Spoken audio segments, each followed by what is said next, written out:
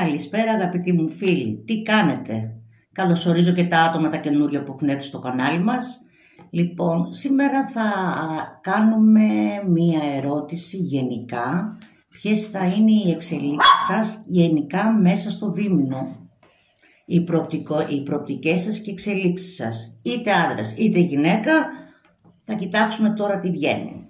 Λοιπόν, θέλουμε να μάθουμε τις άμεσες εξελίξεις που έχετε μέσα στο δίμηνο.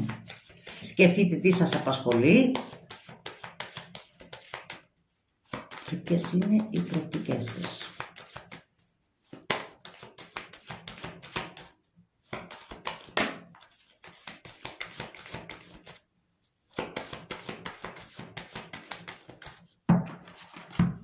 Λοιπόν, ποια είναι η εικόνα σας, ποιο είναι το συναίσθημά σας και ποιες είναι οι προοπτικές σας γενικά στο δίμηνο.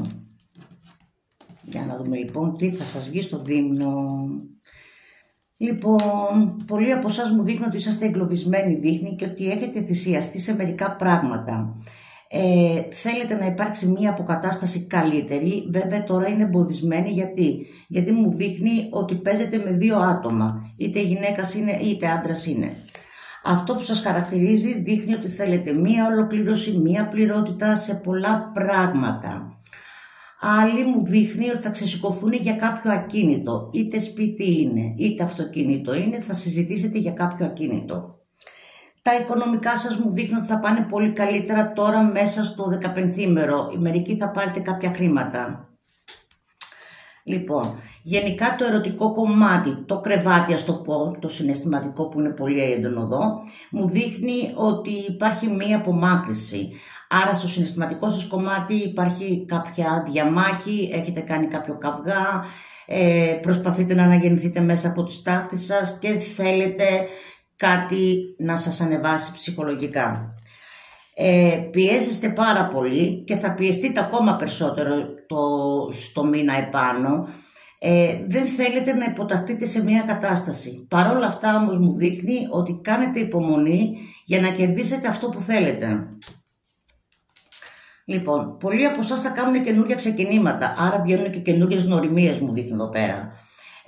Αλλά θα σας έλεγα ότι η κατάσταση που έχει έρθει, ειδικά στο συναισθηματικό κομμάτι και στα οικονομικά θα πω, γιατί και στα οικονομικά είστε λίγο σπάταλοι από ό,τι μου δείχνει εδώ πέρα, φεύγουν τα χρήματα, έτσι, αλλά και στα συναισθηματικά μου δείχνει ότι έχετε φερθεί πολύ επιπόλαια και παρορμητικά. Θέλω να προσέχετε κάποιες αποκαλύψεις που θα γίνουν μέσα σε δικό σας χώρο, είτε στο επαγγελματικό σας θα είναι, είτε στο συναισθηματικό σας κομμάτι. Θέλω να προσέχετε, δείχνει γιατί υπάρχει, δεν μπορείτε να ξεκαθαρίσετε ακριβώς τι θέλετε ουσιαστικά, αυτό δείχνει. Αλλά θα υπάρξουν και κάποιες αποκαλύψεις. Λοιπόν, εδώ μου δείχνει τώρα ότι βγαίνουν ένας συντροχός, ο οποίος μου δείχνει τώρα είτε άντρας είναι είτε γυναίκα είναι, μου δείχνει ότι θα έχει πάρα πολλές αλλαγές. Και θα είναι προς το καλύτερο δείχνει. Στο συναισθηματικό σας κομμάτι μέσα στο δίμηνο μου δείχνει ότι θα αρχίσετε να αναθεωρείτε κάποια πράγματα από το παρελθόν και βέβαια θα υπάρξουν κάποιες αλλαγές.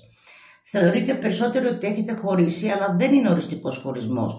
Το τέλος κάποια στιγμή θα το δώσετε εσείς, αλλά όχι άμεσα. Και για να πάει καλύτερα το συναισθηματικό κομμάτι θέλω να μου συγκεντρώνεστε, μου δείχνει εδώ πέρα.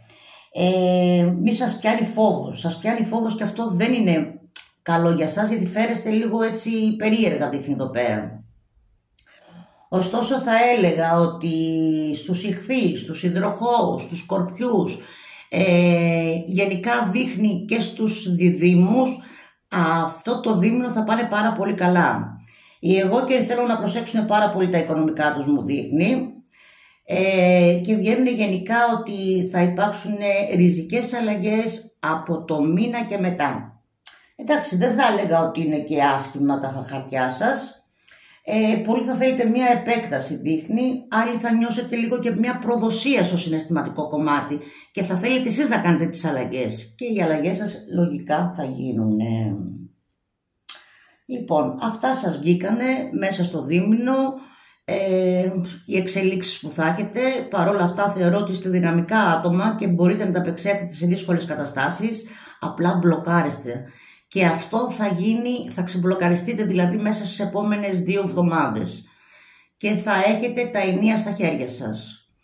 Κάποιοι όμως θα πάρουν και κάποια ξαφνικά χρήματα, δείχνει, και μ' αρέσει γιατί βάζετε και κάποιους στόχους πλέον, ενώ παλιά δεν βάζατε πρώτα το ερωτικό, αλλά τώρα θα αρχίσετε και θα βάζετε κάποιους στόχους καλύτερους για σας. Αγαπητοί μου φίλοι, αυτό ήταν το άνοιγμά μας σήμερα, θα τα ξαναπούμε πολύ σύντομα πάλι. Από μένα την Ηροφίλη, γεια σας, εύχομαι να είστε όλοι καλά και να περάσετε όμορφα. Γεια σας.